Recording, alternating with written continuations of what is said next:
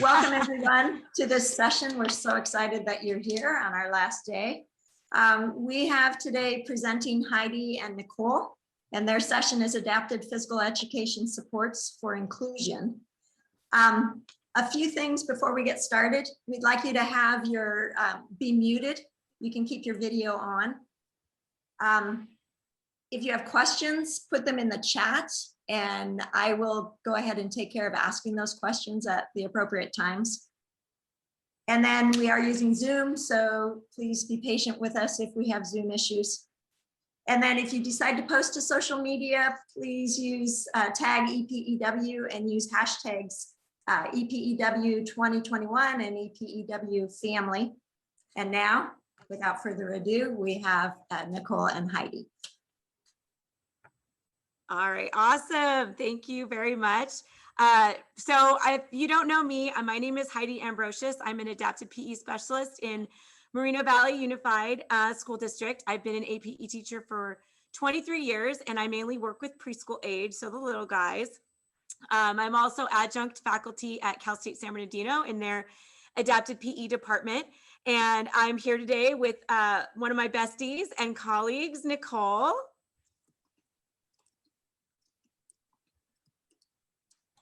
Hi, thank you. Yes, Heidi and I go back, and I just bear with me. My internet went down and I'm running off my hotspot. So yes, Heidi and I, we also do co-direct for Southern California Adaptive Physical Education Consortium.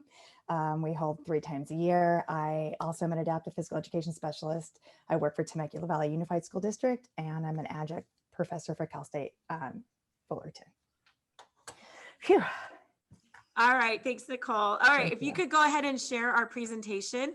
As Nicole mentioned, we do co-direct the Southern California Adapted PE Consortium. If you are interested in being part of our consortium, you can email us. We can, or if you want to leave your email in the chat, we can get you set up to be part of our consortium. And we do run workshops, adapted PE workshops 3 times a year, which is an awesome way to get together and collaborate on different things, current events. Obviously last year had a lot to do with COVID and virtual teaching. And it's a great way, we also have our National Adapted PE Conference, but our workshops are a great way for us to network and get together. So today we're going to be talking about supporting PE teachers with students with disability, inclusive models, and best practice. So I'm going to go ahead and start our presentation by giving a little bit of background about adapted PE. I know most of you are probably familiar with adapted PE, but maybe it's been a long time. And then Nicole will go into starting about some of our inclusive practices and how general education, physical education teachers can feel more supported and have different ways on addressing inclusion and inclusive models for our students. So the first thing that I wanted to talk about is just a little bit of background about IDEA, the Individuals with Disabilities Education Act. Most of us are pretty familiar with it. It does have the 13 qualifying categories of disabilities that are our eligibility categories. So when we're looking at adapted physical education, a common misconception is that it is like a class or a program, and it's actually a direct service in the state of California. So when we're looking at students that require adapted physical education, it's not like we can just.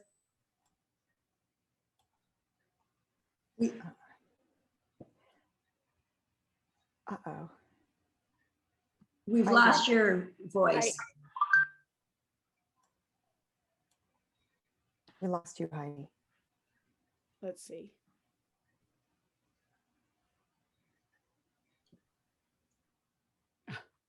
Got it.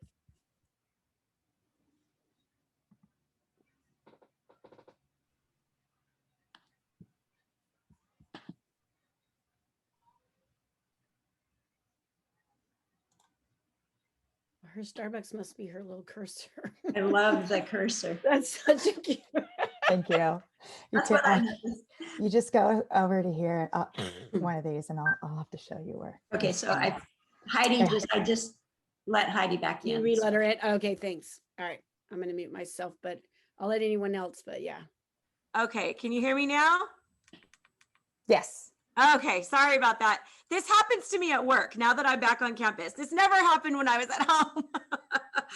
All right, I apologize. Thanks for your patience, guys. I know it's happened to all of us, right? So because adapted physical education is a direct service, students have to be found eligible for it. And so before they can become eligible for adapted physical education, they first have to be eligible for special education. So that involves an entire assessment process. That can just be the adapted PE specialist. We do have students that only receive adapted PE as a service and no other services, but usually involves that multiple disciplinary team where the school psychologist might be involved and other service providers such as speech and language therapists, occupational therapists, physical therapists, resource specialist teachers. There can be a lot of different people involved depending on what the suspected disability is for that student. So it's just important to keep in mind that adapted physical education in the state of California is a direct service and not something that can just be placed on an IEP or that a student can just be placed in a class or a program that is called adapted physical education. And that starts with the IDEA and those 13 handicapping conditions. All right, thank you, Nicole. Next slide, please. So this is directly from our adapted physical education guidelines in California schools. So if you aren't aware, we are so blessed in the state of California to have these amazing guidelines for adapted physical education. And they're not only useful for adapted physical education specialists, but they are useful for everyone in special education in our state because it demonstrates the definition of adapted PE, that it is a service, that students have to go through the assessment process to determine eligibility, to determine present levels, to write goals, and then to determine services as well. So this just explains that it focuses on gross motor movements, object control, locomotor functional skills, physical fitness, motor fitness, recreation and leisure activities, sports and games skills, and dance and aquatics.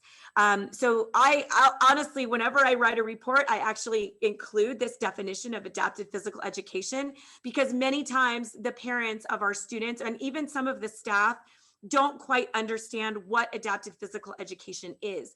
So we want to help with that understanding by explaining it, especially for me being at the preschool level. Our students are assessed before they turn 3 because that is when the school district is responsible for providing special education services.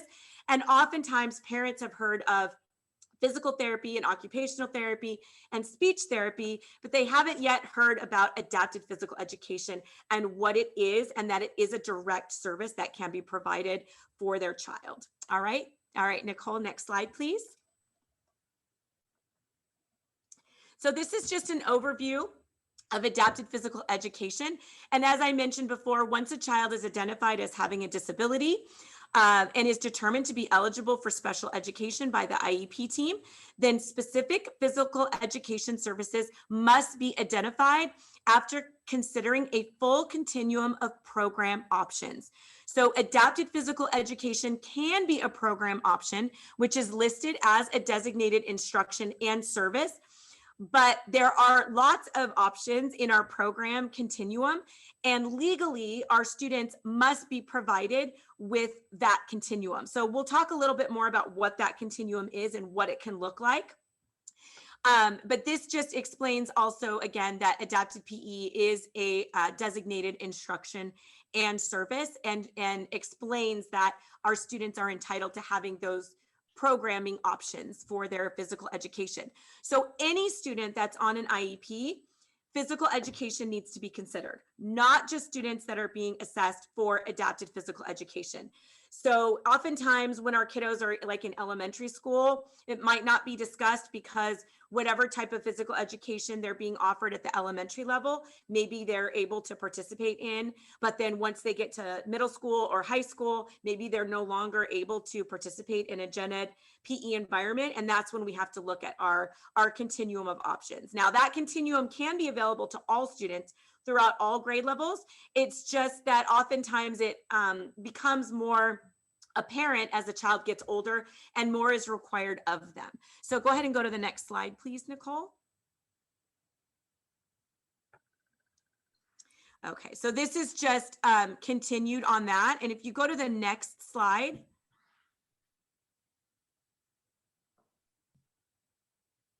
Okay, I guess our program, I thought we had our graph, Nicole. Did we take it out or is it later? I don't see It's it. the With next one. our, It's this one. yeah, I don't know. Hold on, I can't hear you either for some reason. Oh, here it is. Thank you. Okay, so this is their service delivery model. Okay, so this shows us the service delivery placements for physical education. And again, legally, these need to be available to all students that have an IEP. Okay, so physical education needs to be discussed for every single student based on their needs. What type of physical education do they need? What is best? What is the least restrictive environment that can meet their needs? So obviously we have general physical education, and within that general PE, we can have supports built into that. There can be modifications, there can be accommodations, there can be lots of things to support that student in the general physical education environment. And one of the ways that we can do that is by using these inclusive models that Nicole will be talking about in a few minutes. There's also something called specially designed physical education. And this is physical education that is offered usually to a class. This is usually for more mod severe students that can't be out in a general physical education program because they can't follow that curriculum. So a lot of our moderate to severe students require what's called specially designed physical education. So that is physical education that's designed specifically for that group and that cognitive level of those students. Now, who teaches specially designed physical education? So specially designed physical education should be taught by a general physical educator, but in some of our districts, it is taught by an adapted physical educator or a general physical educator that has their adapted PE specialist credential. In some districts, it is solely provided by the adapted PE specialist.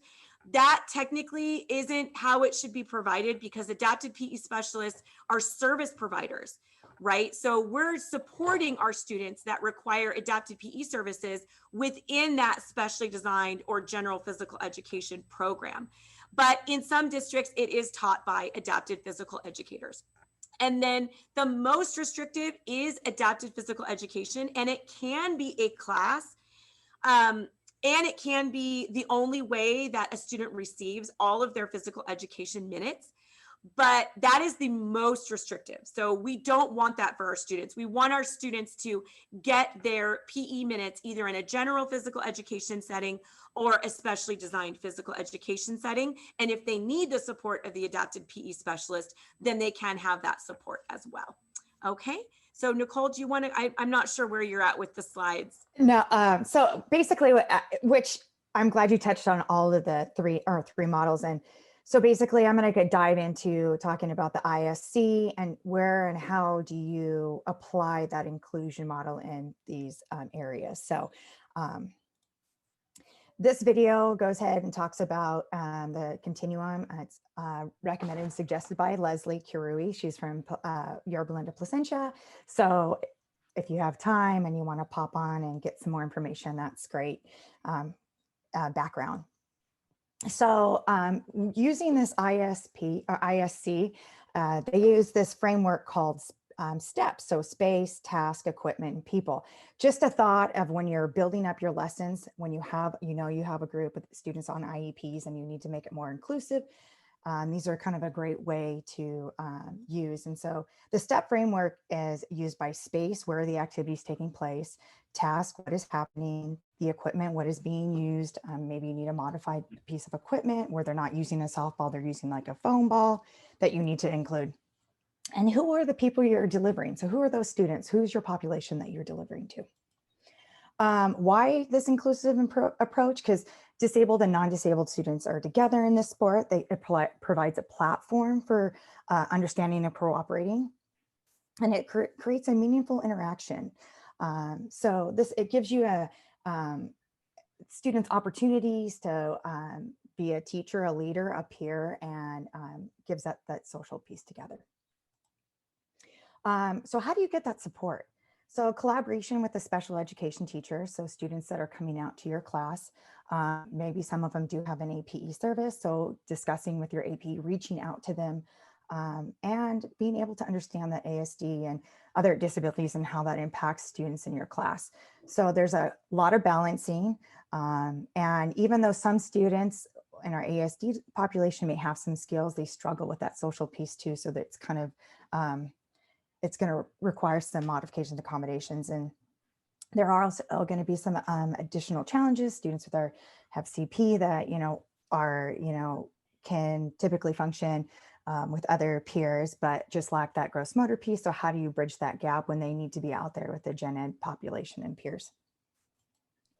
So just some support checklists to look at. So looking at your support to help determine what is your best determination of inclusion and what does that model and instruction provide. So you have your support checklist, people that you can go to, your SPED and APE. You have collaboration. We still have that collaboration in our model. And then students placement and condition for what is the appropriate placement, that least restricted environment for that student and being with their peers, and what does that look like. So also, depending on the program at that school site too, and the resources and teachers, as well as, making those decisions with observation and collaboration with other familiar professionals, instructional aides, PE teachers, again, making that special SPED teacher come out and kind of maybe they have a better behavioral system to help connect, as well as, it is the responsibility to provide that gen ed curriculum for those students in some form of delivery service model. So we're going to dive into the ISC, the Inclusion Spectrum Continuum. This kind of gives you an idea of what the spectrum looks like. There's an open, modified, separation, and parallel. And within that, there's that disability sport area, and that adapted physical activity. So we'll discuss all these areas. This is brought to you by Stevenson and Black. I came across this a long time ago, and I really like this model. So what does the ISC model provide? It provides physical education sessions to develop the students' motors, that team promotion for social development, children with disabilities, they get to be part of physical education with disabling peers and non-disabling peers. So, and getting those games and lessons as well. So what is open play? Open play is your warm up, your cool down activities, your inclusive games where everybody contributes and counts. That also includes like a variation of individual differences that are less obvious, so they can play the game as much, whether you're using different equipment, but they're also playing that game maybe in a smaller like model. Some of those activities are like knocking down cones, standing them up, alternating teams. So they throw different small balls, moving large balls to the opposite side, cones, knocking down, picking up, alternating teams, being able to move balls in larger and smaller places. So it's modified activity change. It's everyone is doing the same activity. The rules, the space, and equipment used in order to promote inclusion. So adjusting the space, making changes to the task, changing or modifying the equipment, again, using maybe different balls, larger, smaller, softer, easier to catch, that type of equipment. And then this is a way to interact with other students and not, as well as non-disabled and disabled together. So some more modified activities where PE can provide modified variety is that equipment, space, rules, speed, interaction, and position. So equipment, again, is the different size and shapes. Your space is your distance traveled, your height, length of the barrier, size of the playing area. So areas used, zoned playing area. Rules are the additional lives, changing those rules to add inclusion, maybe making someone like ultimate lives, creating those specific rules so that everybody can participate.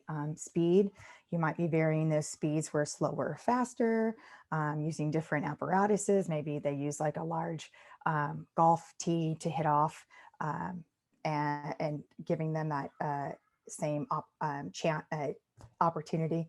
The interaction, the ability to grouping our pairing students, giving safety zones, playing outside the game areas, varying the team numbers, and then positions, adjusting those postures to suit the activity, sideways to throw, alternating the intensity, and using tactile guides to aid like and ornate students. So what's that parallel activity ability group look like? It's according to the abilities to everyone participates in the same activity, but an appropriate level. So those same activities, small side activities and ability zones, which is like the versions of the same game or where they're standing or seated, doing an arrangement of small side activities, working on skills according to the round robin game, giving them students a chance to put themselves in the activity, ability matching zones with a larger activity, and you're going to have your beginning, intermediate, and advanced levels kind of based on students' levels, skill level. And those parallel activities, for example, are like badminton or cricket, where you're hitting a ball or beach ball by using a flat hand racket or a glove. Bat, you know, and in progression to using a badminton racket. Cricket, you could be bowling underarm and using a softball with a plastic bat, or using a large ball placed on a tee scored by measuring the distance hit. This is a disability sport and the adaptive physical education activities. This is the reverse integration. So the non-disabling people or students that take part in this disabled sport. So focusing on the disability of the sport activity. This includes like the aspects of the disability sport or adaptive activity programs and mainstream like physical education, focusing on that disability, the sport specific activities, bocce ball, goal ball, or sitting volleyball. Those disability sport activities, when a non-disabled child take place in an activity, we're reversing that mainstream. So we'll get to talking about what that 50-50 looks like, as well as the goal ball, wheelchair events, including basketball, tennis, and volleyball. That alternate separate activity and individual or group to purposeful planning separate activities. So that individual or group, and again, based on the individual practice, young people preparing to be in a group or a team for a disability sport or event, and individual practice on those specific skills. But we do need to note we should not be using this all the time. We don't want to isolate and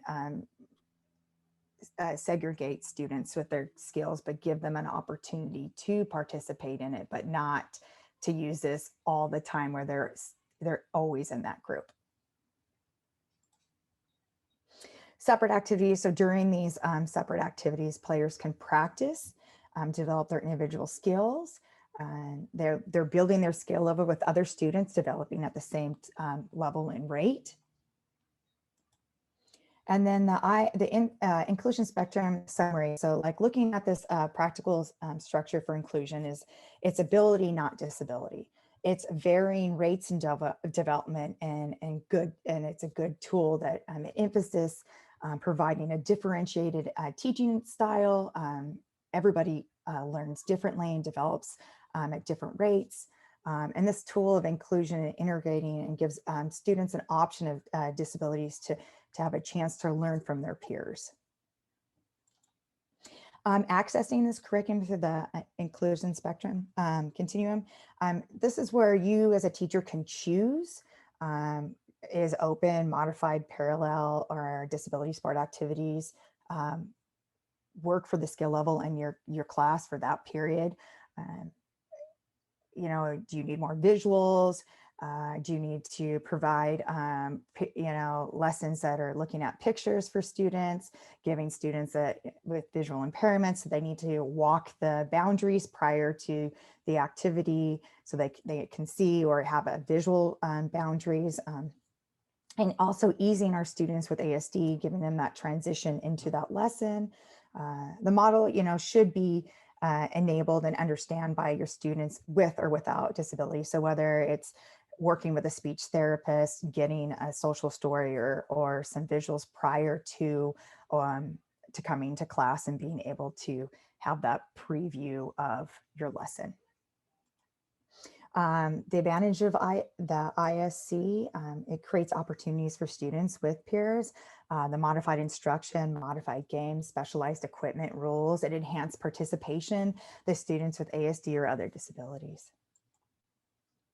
So this over what I just discussed, so we're looking at the least restricted for those open activities all the way down to the most restricted, which is your disability sports. So, and then examples of the ISC delivery model. So level 1 and 2, which was, you're looking at your level 1 and 2, your open activities or modified activities. So just kind of how you include students into the intramural external activities, your level 3, including engaging those students, such as, students with wheelchairs, competing, running with other disabilities. And level 4 is those athletes with or without disabilities in the same sport to level 5, which is those disabilities that compete in sports specifically designed for them.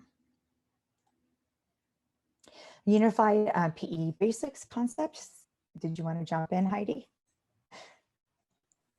Sure, absolutely. Thanks, Nicole. So over the last few years, Special Olympics has come up with a program called Unified Physical Education. And it doesn't have to be a Special Olympics program. Any school can have a unified physical education program. And what unified PE is it's 50-50 gen ed students and special education students. So what happens in a unified PE class is the special education students are assigned a general education peer buddy. So they will help them model the skills, they can help them learn their skills, and they learn those things together and help each other. If it is 50% or more of general education students in that class, it is considered a general education class, which our administrators really like. So we're really trying to push these unified PE programs in our district. And we do have one at one of our high schools, and we're trying to get them at all of our high schools and then hopefully eventually our middle schools. And our good friend Angela Gay is even doing unified PE at the elementary level. So that's what we want to see, right? We want to see this model of our special education students working with our general education students in a successful way. And one of the ways that we can get administrators to buy into this model is to explain to them that these unified PE programs increase the special education students' time in the general ed setting, right? If you've ever worked in special education, you know that administrators are really big on numbers. We get dinged in our special education departments all the time because we don't have enough mainstreaming for our students. We don't have enough time with their gen ed peers. That is starting to change, which is wonderful. And this is one of the best ways that we can be involved in trying to change it. Physical education is one of the best ways to get our gen ed and our special ed students involved in something together, in games and in sports and in physical education. So in that way, it's really awesome because our administrators really like it because of the numbers, and then our students and everyone are benefiting as well. And then again, that is taught by a general physical education teacher, but again, with like what Nicole was saying, in all the inclusive models, with that support of the adapted physical education specialist for those students that do need it. And it's especially helpful to have those collaborations between the gen ed PE teachers and the adapted PE teachers when beginning these programs, because that way we can make sure that our general education teachers are feeling supported and that they have the resources and the help that they need to help our students be successful, and so that they feel successful and not overwhelmed as well. And it does just mention at the bottom there that it does assign a special education student a gen ed peer buddy. Next, go ahead and go to the next school. Okay, so do you want me to do this part, Yeah, Nicole? Or did you want to do it? No, you're good. Thank you. Okay, well, we can do it together. Yes. We just kind of wanted to tie it all together. And Linda mentioned in the chat that as a general physical education teacher, there's a lot about adapted physical education that she didn't know. And that's very common. And that's why we wanted to bring it up. because it kind of depends. Different districts run things different ways. And it's not necessarily the way that things should be run. And some districts get stuck into, that's just the way they've always done it. We know a lot of districts where their adapted PE teachers are teaching 5-day-a-week programs at their middle schools and at their high schools. They're basically teaching specially designed physical education. And that's not the job of the adapted PE specialist. The adapted PE specialist is a direct service provider and should only be working with students when they're providing services. So that is something that we're working on changing. And the unified PE model is a great way to try to do that. We used to do that in my district as well. And it takes time and administrative support to be able to change our programming and the way that we offer physical education for our students. But it's important to understand the law and the PE models, the program service delivery options for our students, and that our special education students have a right to their least restrictive environment for their physical education minutes. Now, adapted PE services can either be part of those minutes or they can be in addition to, because again, it's a service, but it is not the adapted physical educator's job to provide all of the physical education minutes. And that is, again, most restrictive. We want the least restrictive environment for our students in all areas of special education. But for us, of course, we want to see it mostly in the physical education. So I know Nicole went over the steps, and I really, really, really like that, because you can use that in any setting, in any program service delivery model that you're doing for physical education, whether it's a general physical education class and you've got maybe a few special education students included, or if you're doing reverse mainstreaming, or if you're doing, a more collaborative model with your special education students. Those are definitely things that can be utilized.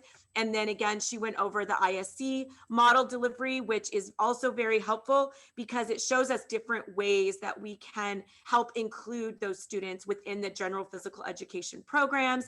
And then our 50-50 unified PE model that is a wonderful, wonderful model for our students because of that involvement with the gen ed, and then that collaboration between the general physical education teachers and the special education teachers and the adapted physical educators. Is there anything you wanted to add, Nicole?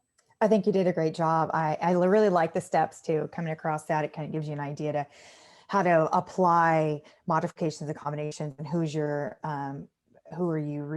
your students, your audience of students. So, and it gives you kind of a different way to deliver with different models, and how you set up your lesson, where it's not always just given as a command delivery of teaching. It could be more of a differentiated teaching as well. So, and some of that peer, kind of going back to our Mostyn's teaching styles from the days. So, yeah, I think you did a great job. I think it's important, for the general PE teachers to know that there is support out there. Mm-hmm. And I know it's really intimidating for our elementary PE teachers to be expected to work with all these different kids with disabilities when you don't necessarily have the training in the background to know how to do that. And I had it happen a couple of years ago where we only have elementary PE for our 4th and 5th graders in my district. And they hadn't been working with our Mod Severe programs. And our poor gen ed elementary PE teacher was, all of a sudden, they wanted her to work with our Mod Severe program at this one site. And these were our most involved students, our medically fragile, most involved students. And she was petrified, absolutely petrified.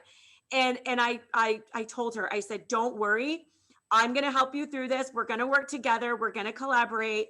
And you're going to see how this can work and how we can work together to make this a successful PE program for these students. And I think part of why we wanted to present on this today is because of that. General physical education teachers get one class as part of their degree in adapted physical education and adapted physical activity.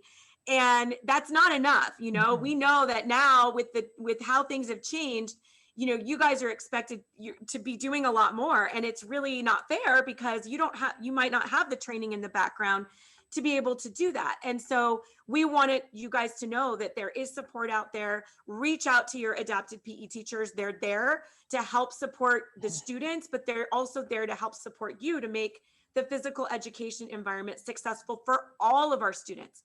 One of the things that we're starting to see come about, which is a really, really positive change in physical education, is that our students are no longer necessarily viewed as separate. They're all students and they all need physical education. How can we help them be successful? And one of the wonderful things at Cal State San Bernardino that Dr. Terry Rizzo and Dr. O have created in the program now at Cal State San Bernardino, all of the kinesiology pedagogy majors now all are required to take the adapted physical education coursework. They do not have to get their credential, that they don't have to go into APE. They're not being forced to do that, but we want our general physical education teachers to have the knowledge and the background to be able to work with all students. Yes, I think it's amazing. And it's that view that, and they worked very hard. It took them a long time and they fought really, really hard to get that into the program. And I think that's wonderful because, again, as the general physical education teachers, you know, being expected to provide a safe and functional environment for all of our students. You guys really need that support and that assistance. And that's what we're here for. So don't ever hesitate to reach out to your APE specialist. And you know, when you're starting to get those students and you're being asked to be inclusive and to include them, and you don't know how do I do this? How do I include this student that's in a wheelchair? How do I include this student that is non-ambulatory, that is maybe they're using a gait trainer or a walker, or have really, really, really limited mobility? You know, reach out for that support and that help. And these models that we've gone over today will hopefully also be able to help you in providing that physical education for those students. Expanding the delivery model. Absolutely. And our last slide. So we'd like to take the time to thank you for your time and giving us time to present and hopefully expand our knowledge and take any questions or answer and give you some answers at our best. And that's all.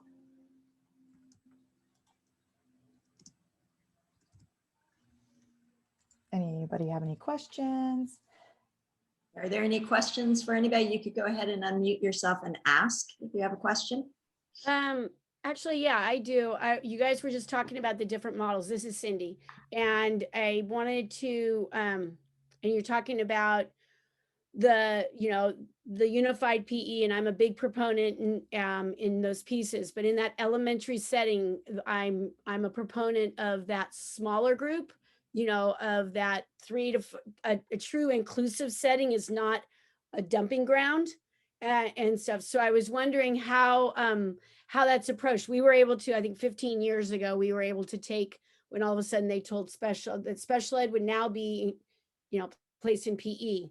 And there all of a sudden became 12 kids along with the 25 that was being taught. So what have you guys, you know, when you're teaching with your students, or what have you, what are you teaching? What are you sharing? Because I know that unified PE sounds good with the 50-50, but I see that more in that secondary. Yeah, well, exactly. Yeah. And I think, Okay.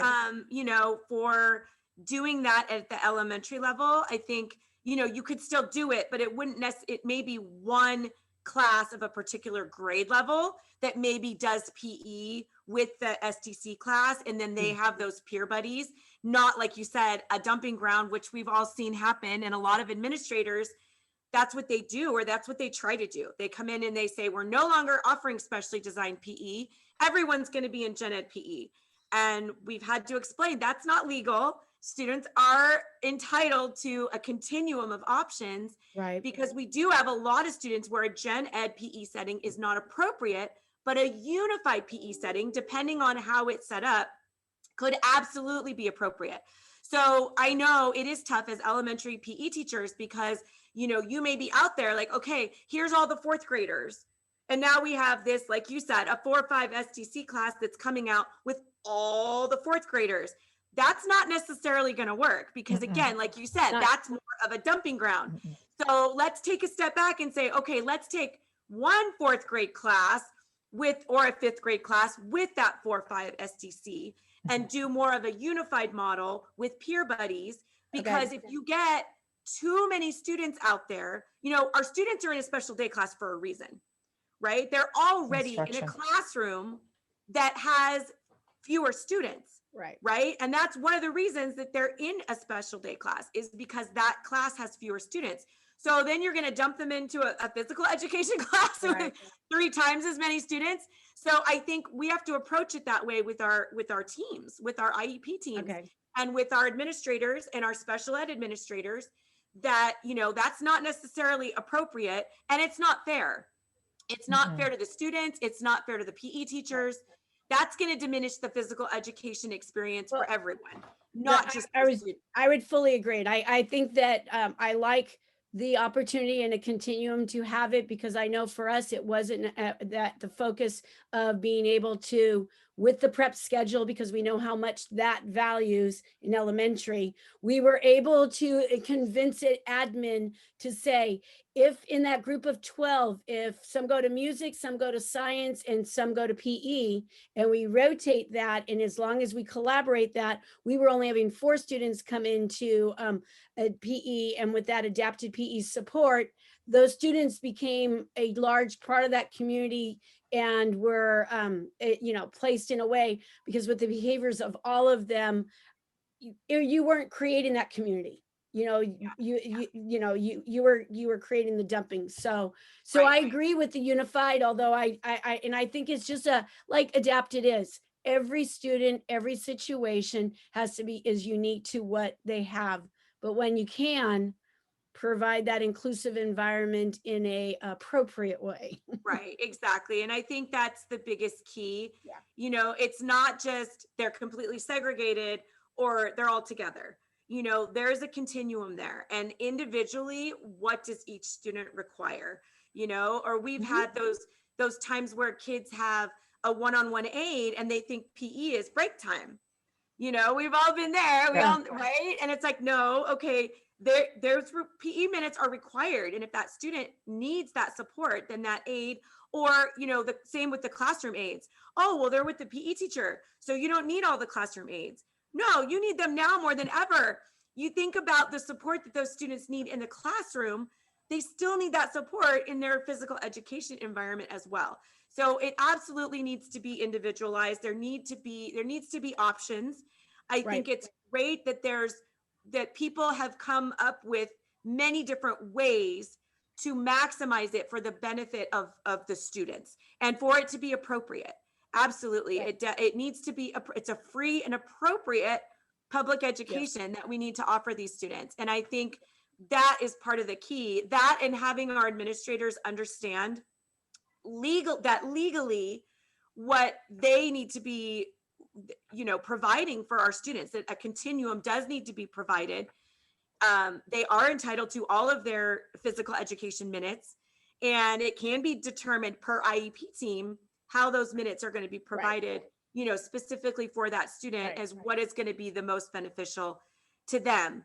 But, you know, I hate to hear about these instances where, you know, gen ed PE teachers, it is just a dumping ground because, you know, that's not fair to the gen ed teachers. That's not fair to the student. That's not fair to anyone. Nobody's benefiting from doing that, except the administration that thinks that's going to help their numbers look good because they have all these, you know, less time in special ed for their special and I ed think, and I think that's where your continuums, your opportunities, the options that are listed and everything, and people become proactive, find that out, then they're going to find what works best for our population, for our environment, for our individuals, and they work to get more people on board and try and have that happen and stuff. So thank you guys so much. I greatly appreciate it.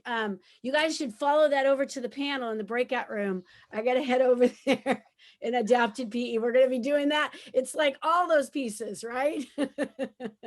Yep. Thanks again. Thank you so much. Thanks, Heidi and Nicole. Thank you so much for letting us. Yep. Have a good one. All right. Thank you. And this will be uploaded to YouTube some point in the next day or two, so people will be able to access it forever. Oh, wow. Thank you. Thank you so much for being here. That was really great. Thank you so information. much. Thank you. It was a great opportunity. Love Awesome. it. Thank you. And got through the tech. All right. Bye. Goodbye. Thank you for attending the 48th Annual Elementary Physical Education Workshop. We're glad you were here. Please follow us on our social media platforms. EPEW can be found on Twitter, Facebook, Instagram, and YouTube. Please check out our website for links to more great sessions. Just go to epew-cp.weebly.com and click on the virtual EPEW 2021 tab at the top and scroll down. EPEW 2021 Educators Assemble would not be possible without the support and dedication from the amazing EPEW committee. The committee has been hard at work for months preparing for this workshop. Thank you to Linda McGee, Barbara Grattan, Scott Wilson, Stephanie Sandino, Julie Miller, Jessica Monlux, Kayla Ailman, Shelby Lozano, Andrea Chavez, Scott Townsend, and Cindy Chase. Thank you for attending EPEW, where our motto is, come to learn, leave as family.